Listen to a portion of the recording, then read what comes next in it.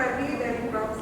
Suwarso dan Ibu Dr. Susanti bahwa kami dari di akademisi itu memang kalau kita penelitian itu kita perlu deskripsi, gitu ya. Ada deskripsinya jelas ya, apa namanya ketinggian tanamannya, kemudian bentuk daunnya dan sebagainya. Nah, mungkin perlu juga ditambahkan nanti adalah bahwa setiap varietas ini karena begini ya, penampilan fenotip itu yang saya tahu dipengaruhi oleh lingkungan, gitu ya. Jadi genetiknya sudah betul, sudah murni, tetapi ketika lingkungannya yang ditanam itu berbeda, maka fenotipnya juga akan berbeda. Itu saya tahu, pengetahuan saya, mohon dikoreksi kalau salah.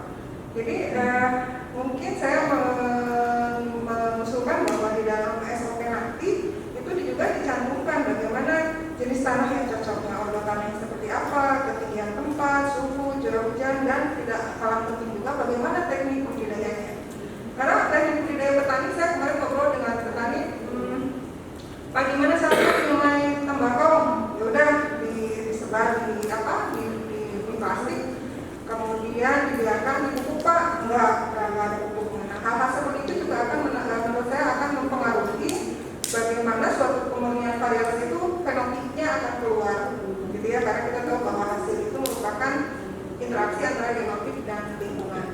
Itu mungkin yang saya pilih bahwa perlu di dalam SOP ini dicantumkan pula di deskripsinya adalah bagaimana setiap varietas itu kondisi lingkungan yang optimal, gitu ya, dan tidak kalah penting adalah bagaimana teknik budidayanya. Setelah saya ngobrol dengan Pak Nurman dulu bahwa sekarang akan dicoba metode tray untuk perkecambahan, gitu ya. Dan selama ini kalau petani itu menggunakan daun pisang, gitu ya, kokeran, gitu ya. Nah, baru saya akan mencoba menggunakan tray dengan benih dari Pak Nurman.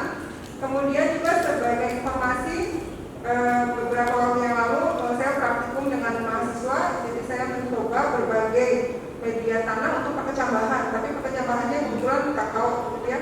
Nah, dari hasilnya itu ternyata berbagai media pun akan mempengaruhi kecepatan perkecambahan, kemudian juga bagaimana vigoritas dari kecambah-kecambah atau dari benih-benih ketika itu tumbuh.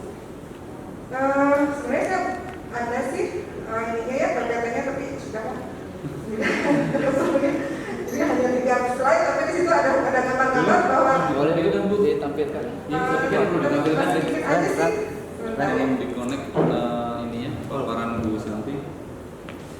Randy.